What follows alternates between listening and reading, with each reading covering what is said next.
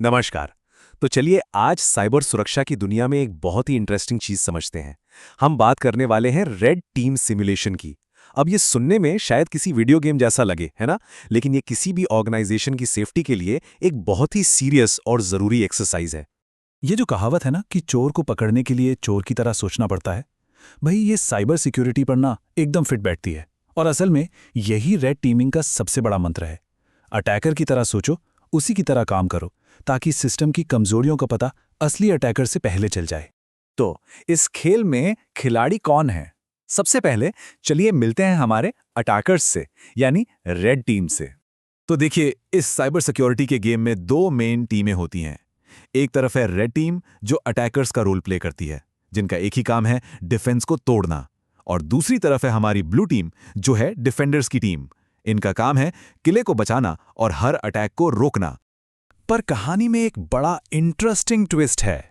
ये रेड और ब्लू टीमें ना असल में दुश्मन हैं ही नहीं, बल्कि दोनों एक ही मकसद के लिए काम कर रही हैं, ऑर्गेनाइजेशन को और ज्यादा मजबूत बनाना। सोचिए, रेड टीम की हर जीत ब्लू टीम के लिए एक सबक है, एक मौका है सीखने का, ताकि जब असली हमला हो तो वो पूरी तरह से तैयार हों।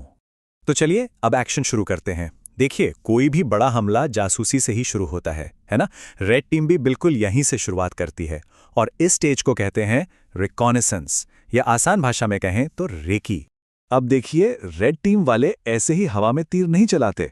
वो एक प्रॉपर सोची समझी प्लानिंग फॉलो करते हैं, जिसे साइबर किल चेन कहते हैं। इसे आप एक तरह की रेसिपी बुक समझ सकते हैं, जिसमें एक कामयाब साइबर अटैक करने के सारे स्टेप्स लिखे होते हैं। इस किल चेन में कई स्टेप्स होते हैं और जैसा हमने कहा, शुरुआत हमेशा रेकी से होती है।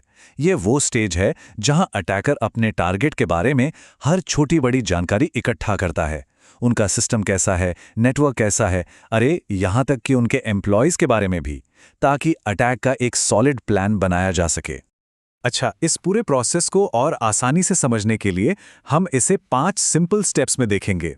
हम देखेंगे कि कैसे एक अटैकर रेकी से शुरू करके धीरे धीरे नेटवर्क के अंदर अपनी पकड़ मजबूत बनाता चला जाता है।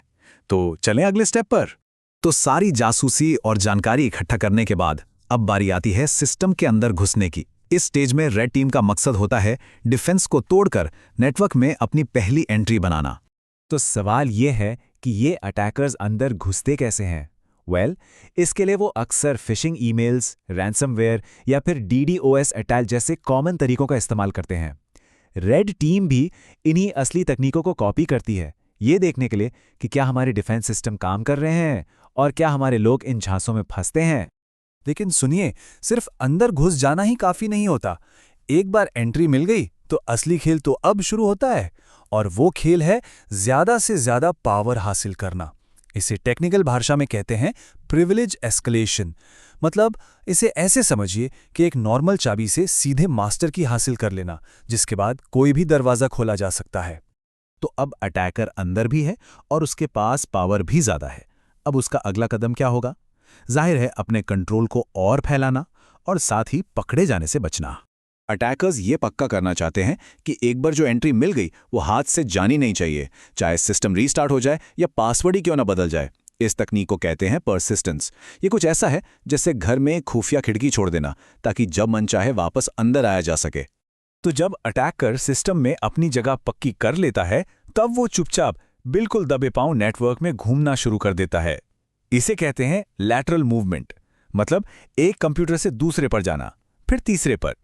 ठीक वैसे ही जैसे कोई चोर घर में घुसकर कीमती सामान ढूंढ रहा हो, ताकि वो अपने मेन टारगेट तक पहुंच सके।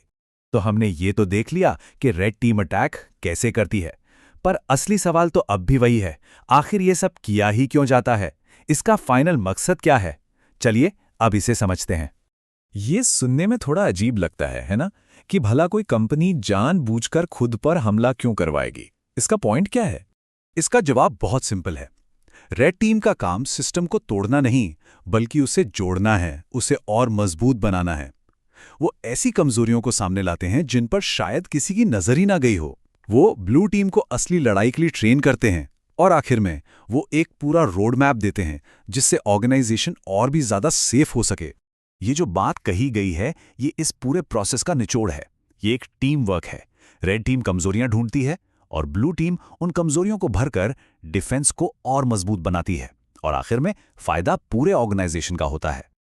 और अंत में हर ऑर्गेनाइजेशन के लिए सोचने वाला सवाल यही है, अगर हमारी अपनी बनाई हुई रेड टीम सिस्टम के अंदर घुस सकती है तो फिर असली हैकर्स को कौन रोकेगा? अपने डिफेंस को खुद ही चैलेंज करना और उसे परखते रहना आने वाले खतरों से बचने का शायद यही सबसे अच्छा तरीका है।